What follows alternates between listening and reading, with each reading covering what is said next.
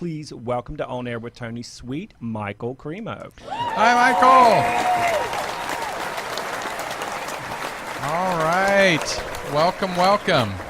Good to be with you and all your listeners. Yes, thank you so much. And we, the last hour, we're enthusiasts. We're not experts. We've been having a good time of just talking about, some of the great sites around the world, as the Incans and the Mayans and the, Egyptians. And we're so glad to have you here, somebody that's traveled and been all over the world and wrote about it and have your brand new book out, My Science, My Religion.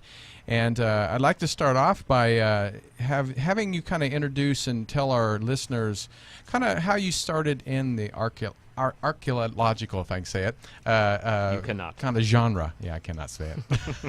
Well, no, that's a great question. I think it has a lot to do with the way I was raised. My father was an intelligence officer in the United States Air Force, so that meant a couple of things for me as I was growing up. First of all, our family was moving to lots of different places in the United States and around the world.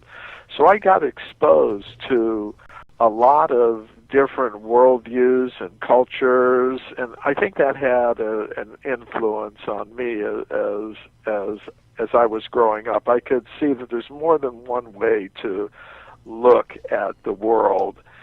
And another thing I got from my background, my family background, was the idea that there is such a thing as secret knowledge. As I said, my father was in the intelligence service, so that meant I grew up among people who knew things that other people in the world don't know about. The normal view of human history is that humans like us first appear on Earth less than 200,000 years ago. Before that, most scientists would say, there were no human beings like us.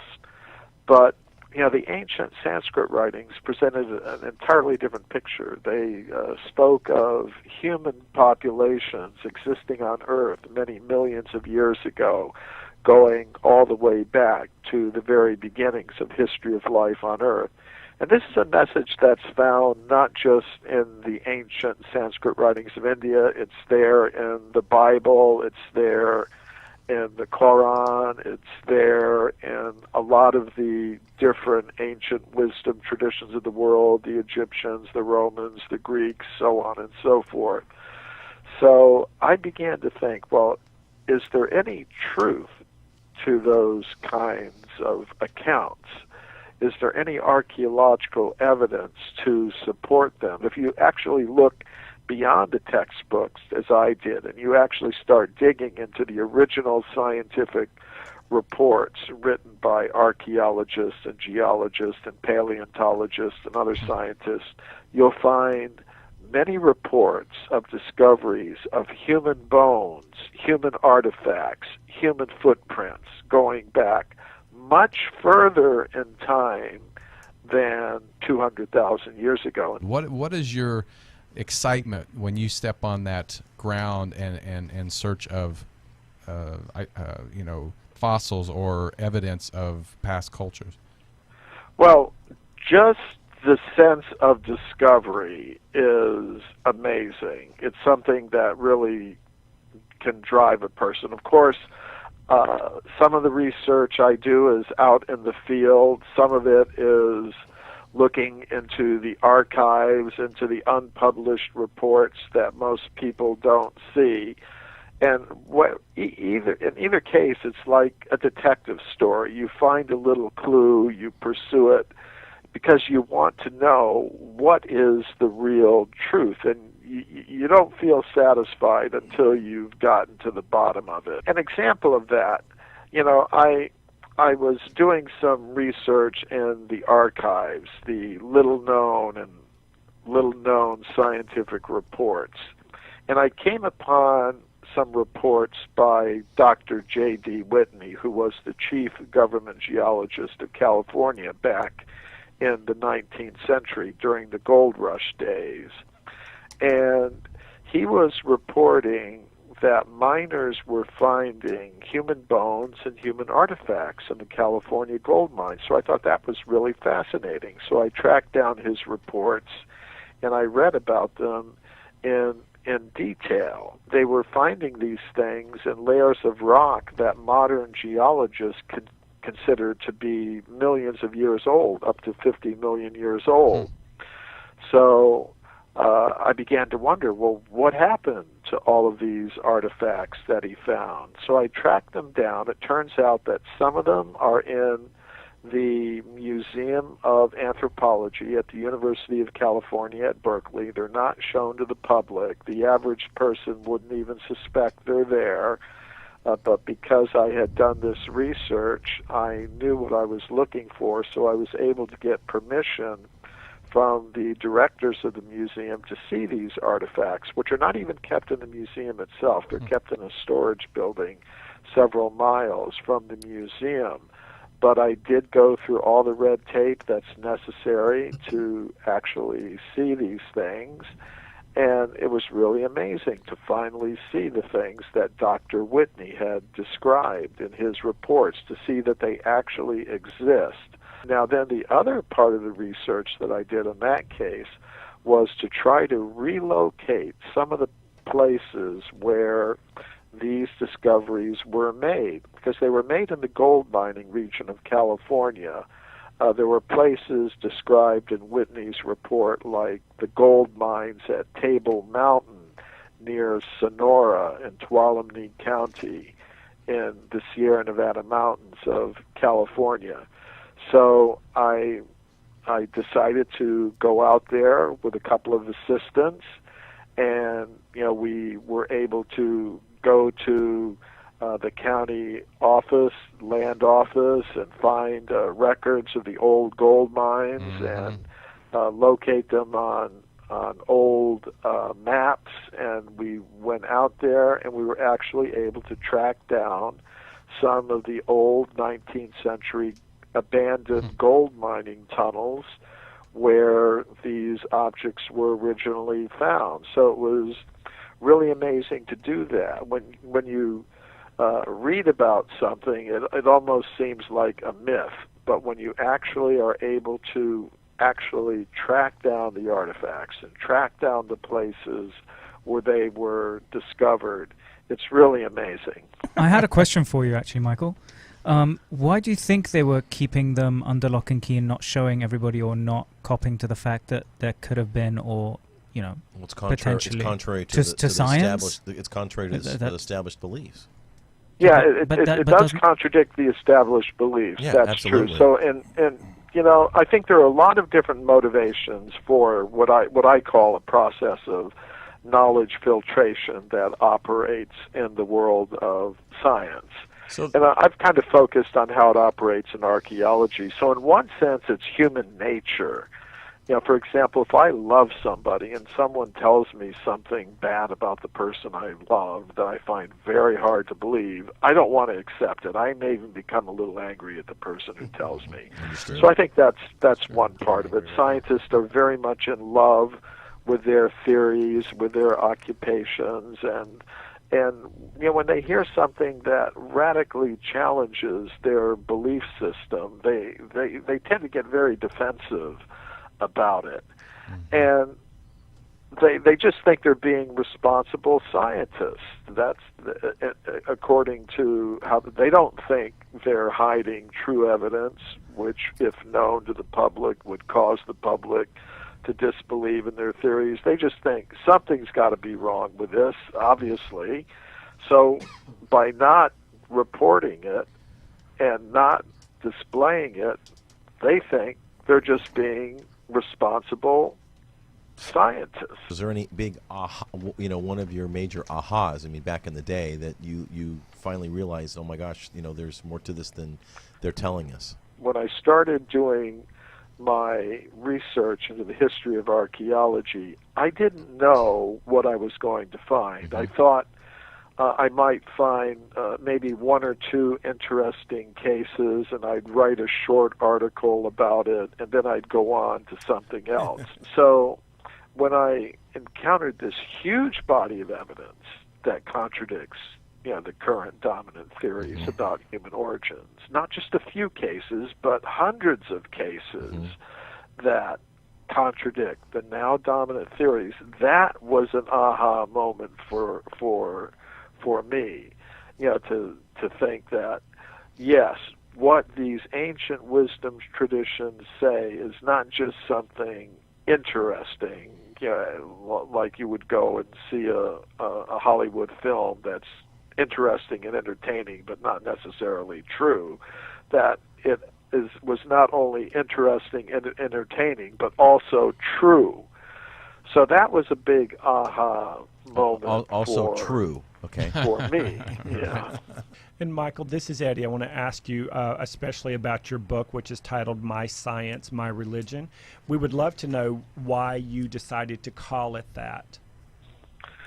Well, my work is inspired by my studies in the ancient Sanskrit writings of India, which are religious texts.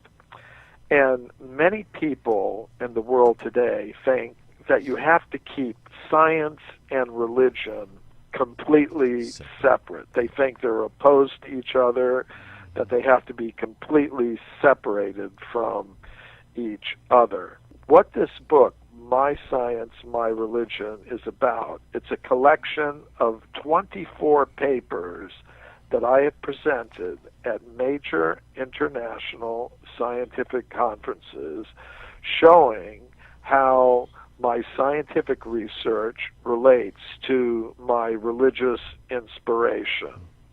In other words, the ancient Sanskrit writings of India, religious texts, speak of extreme human antiquity. So I speak about that, my spiritual or religious inspiration.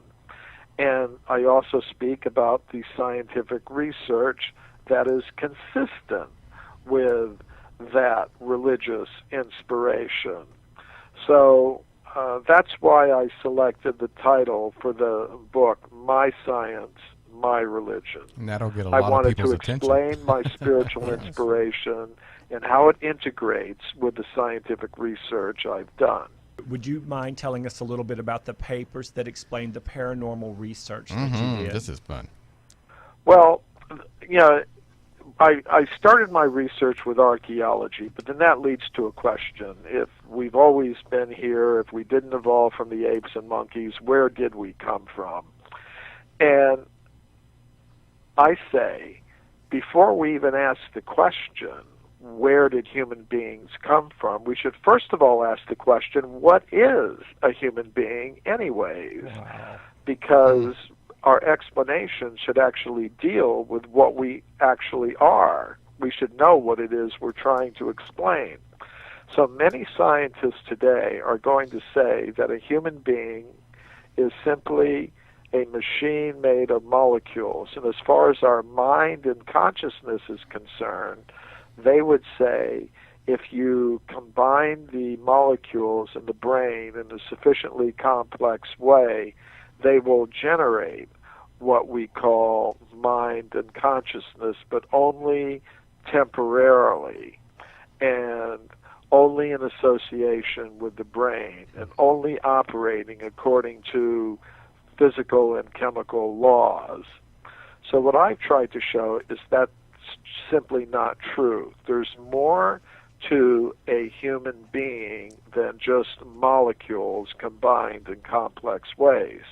There is a subtle mind element, a mental body that has very unusual powers like remote viewing, telepathy, psychokinesis, mind over matter. And I've presented scientific evidence for that at major international conferences. For example, many people have heard of the work of Pierre and Marie Curie. They were husband and wife living in Paris early in the 20th century. They both got Nobel Prizes in physics for their work in discovering radium and doing a lot of the original research related to radioactivity. You'll see that mentioned in the textbooks. What you don't see mentioned in the textbooks is that the Curies were heavily involved in psychical research. They were part of a group of about 20 prominent European scientists who were conducting such research in Paris early in the 20th century. They were doing research with mediums who had psychokinetic mind-over-matter abilities.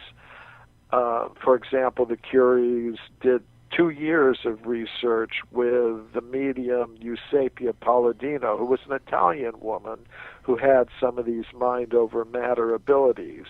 On one occasion, they had her in the Psychology Institute in Paris, and in the middle of the laboratory, in broad daylight, Pierre Curie says, a large table was floating 2 feet off the ground in the presence of this woman, and there was nothing touching it. And it's part of what I would call the hidden history of physics that you just don't see mentioned in the textbooks. So another thing that I talk about is the existence of a conscious self that can exist apart from the brain, apart from the body.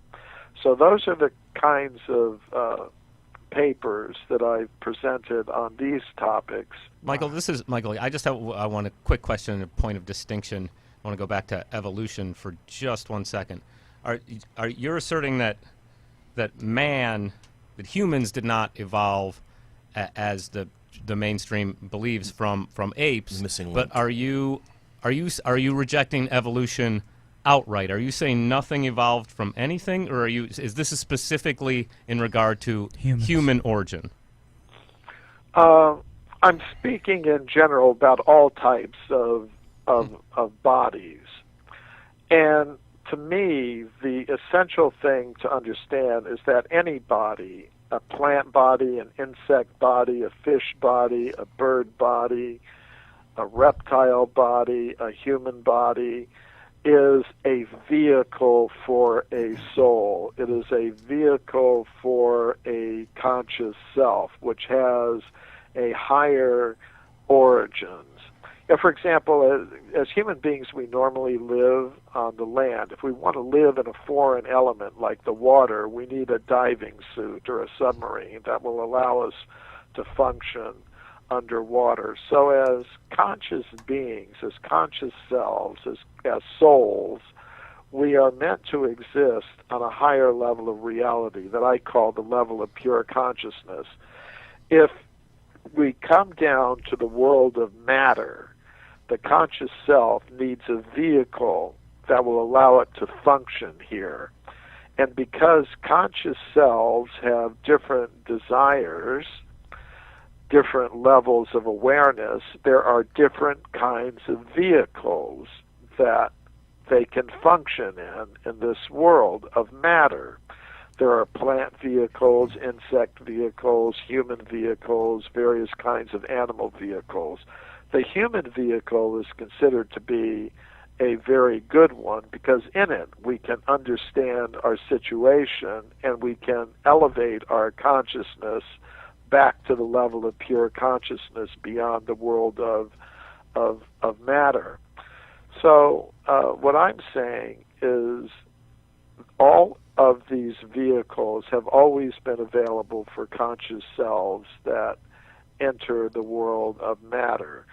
The real evolution is the evolution of the conscious self in the cycle of reincarnation through the different kinds of bodily vehicles up to the human vehicle in which it's possible to get out of the whole cycle of birth and death within the material level of reality and go back to the level of pure consciousness, which is our original source.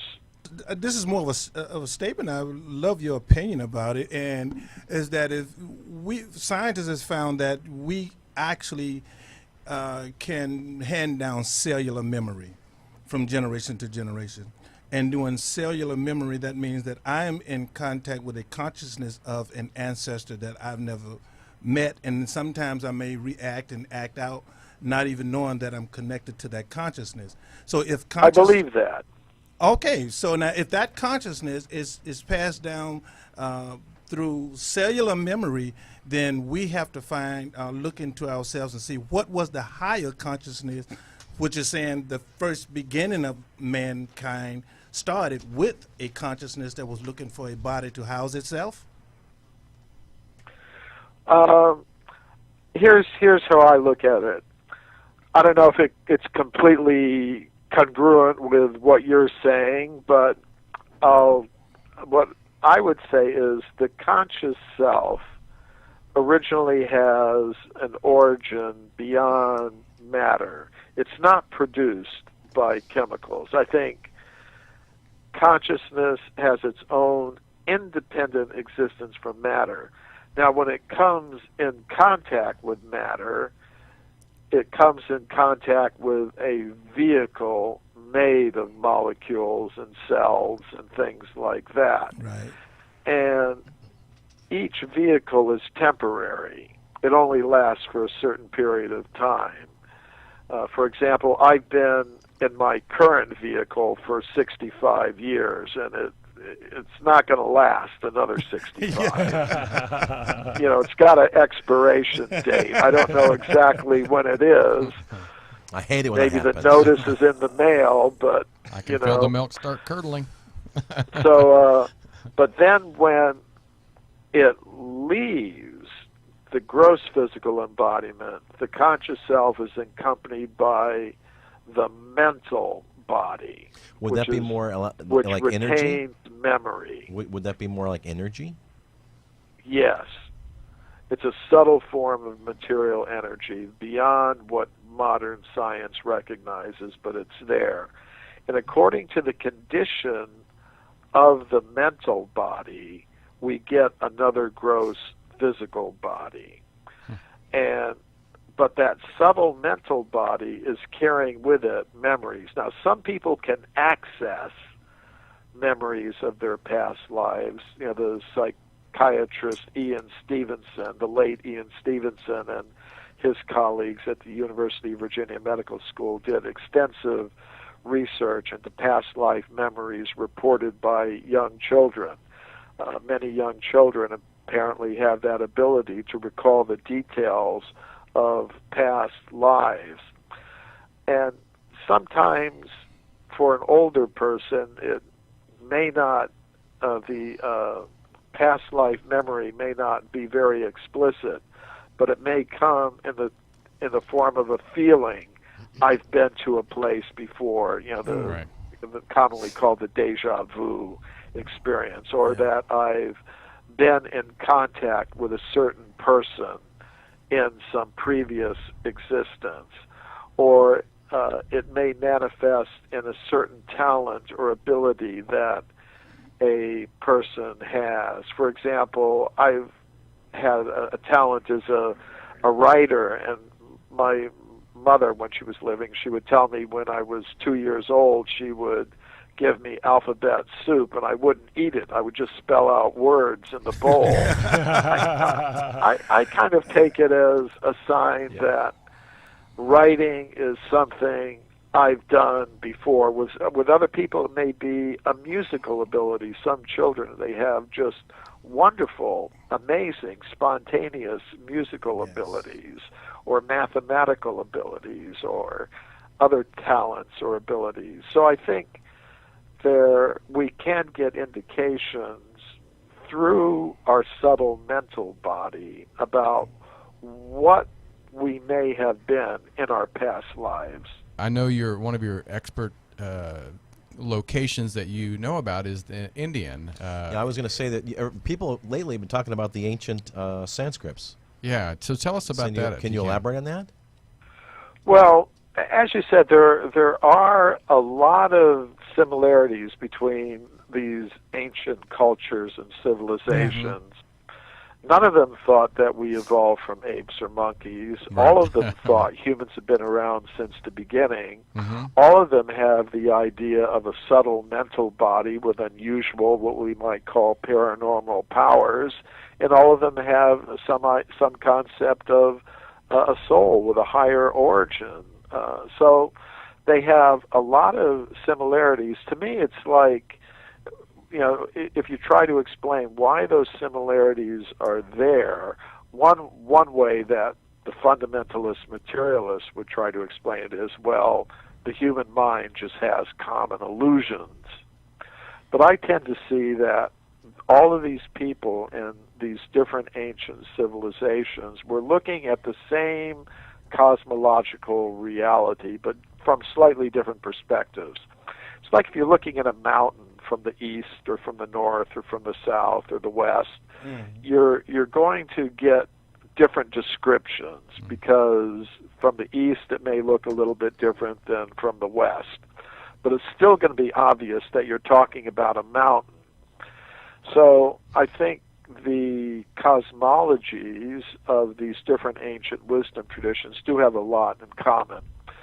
In India, I've visited there over a dozen times, and all over the country, you can find ancient temples where if you inquire about the history, you'll be told it goes back millions of years. And another thing that you find is that there are connections with extraterrestrial beings, with higher dimensions of reality. This is something that you find in all of the ancient civilizations, an awareness that we are part of a whole cosmic hierarchy of beings. Life, intelligent life, is not just limited to what we can see around us on this planet.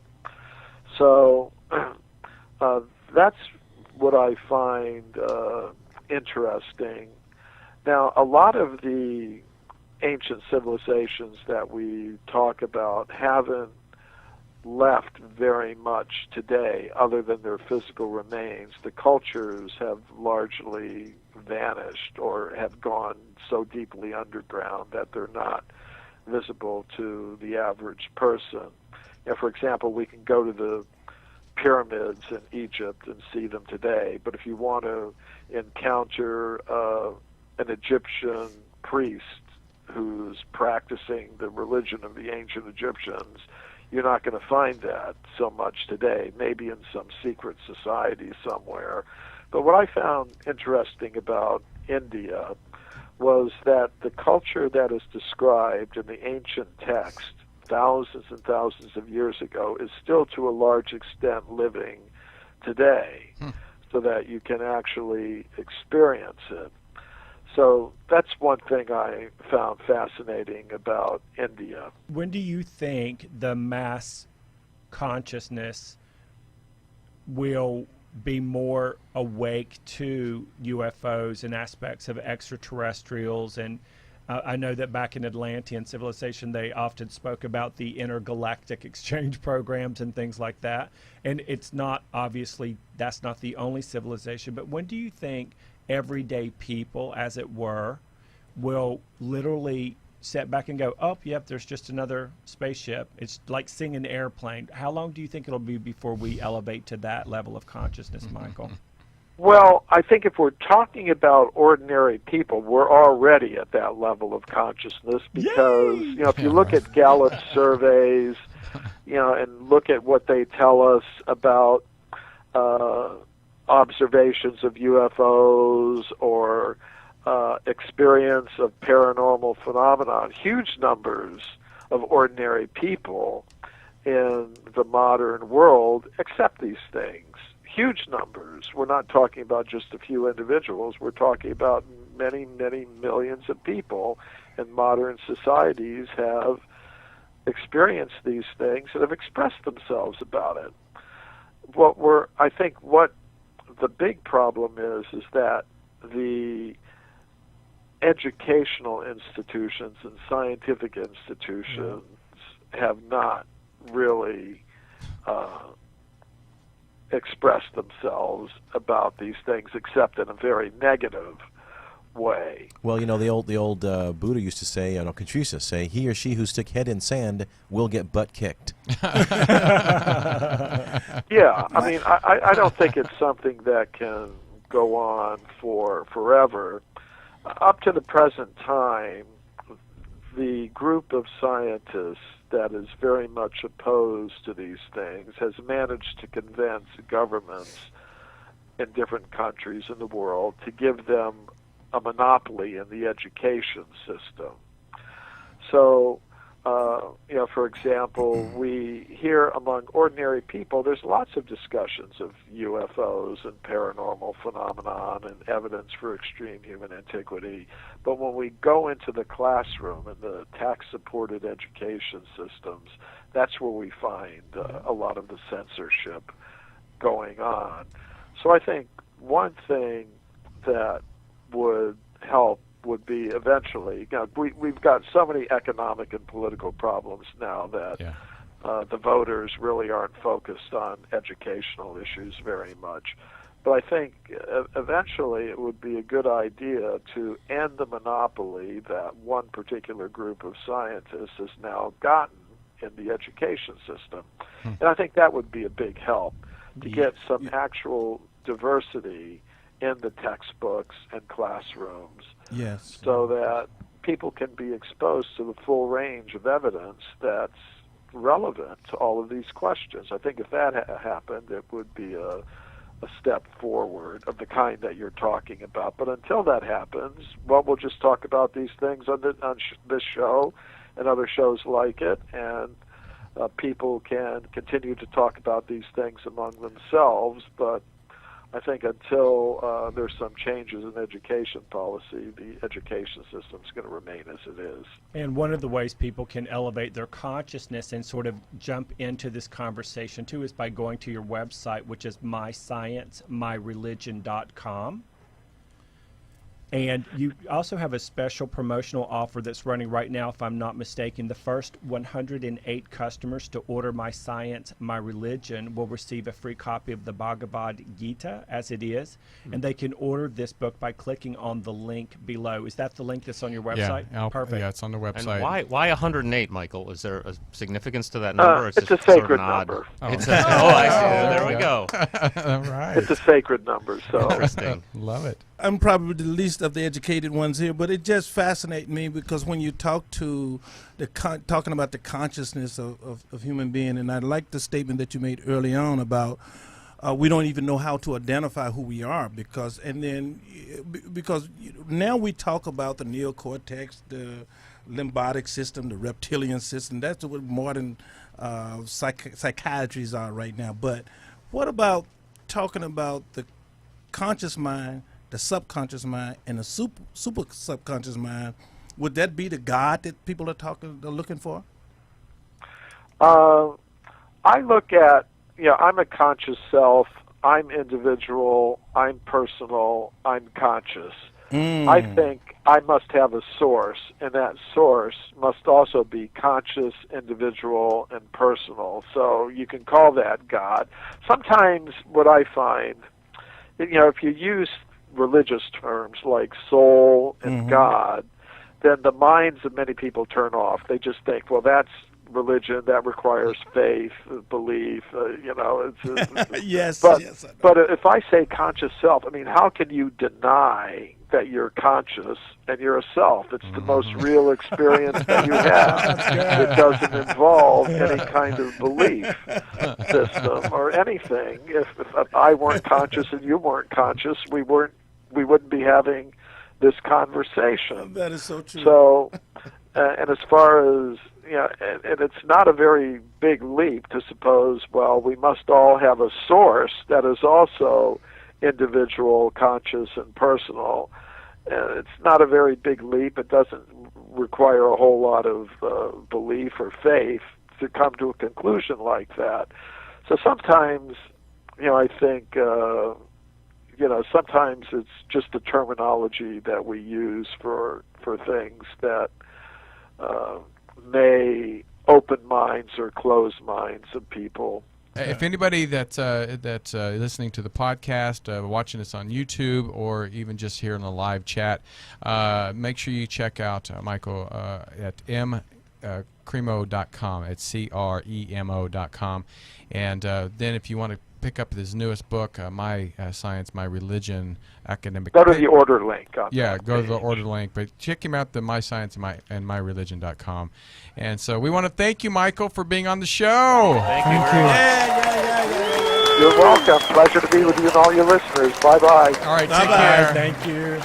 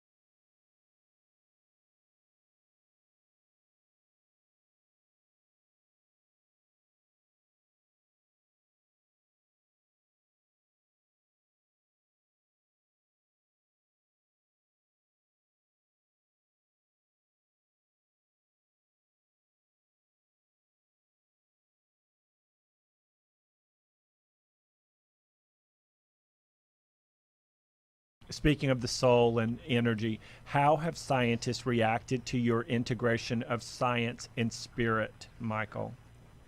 Well, there are different reactions because I was going to say poorly. scientists are not all of one kind. There's one group that I call the fundamentalist materialists, and they are not big fans. Let's put it that way. Yeah.